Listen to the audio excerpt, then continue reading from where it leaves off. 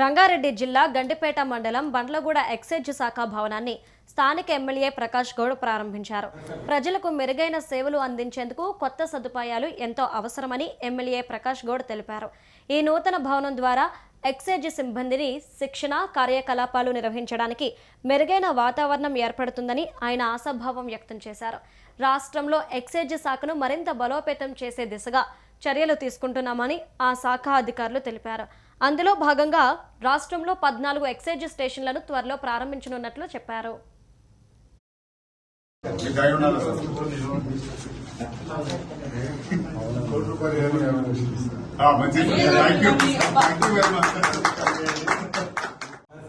నిజంగానే excise office అంటేనే గొప్పది, కానీ ఆఫీసులు సరిగ్గా లేవు. నేను వచ్చినప్పుడు చూస్తున్నాను, కానీ అంచెలంచెలుగా ఇప్పుడు ఎందుకంటే వాళ్ళు పొద్దుగాలు వచ్చి సాయంత్రం దాకా ప్రజల సేవ చేస్తూ ఏ విధంగా నడవాలని అంత చూస్తుంటారు.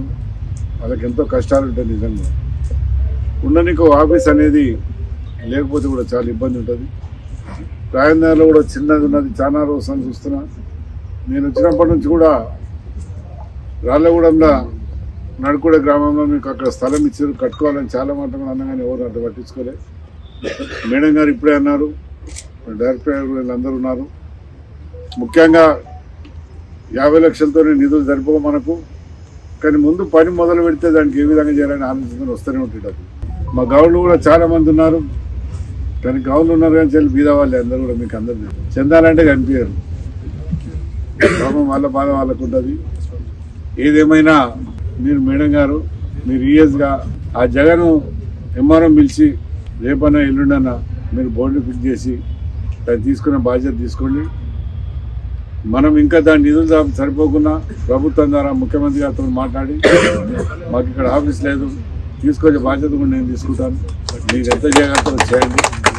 ఏదేమైనా అక్కడ ఒక ఈఎస్ ఆఫీస్ అయిందంటే మనకు చాలా గొప్ప ఉంటుంది. ఇంత పెద్ద కాన్సెన్స్, ఇక్కడ పెద్ద కాన్సెన్స్, రాజధాని కాన్సెన్స్ అంటే పెద్ద కాన్సెన్స్. ఇంటర్నేషనల్ ఎయిర్పోర్ట్ ఉన్నది కానీ ఈఎస్ ఆఫీస్ లేదంటే సూచనలు నిన్న కూడా ఈఎస్ ఆఫీస్ లేదని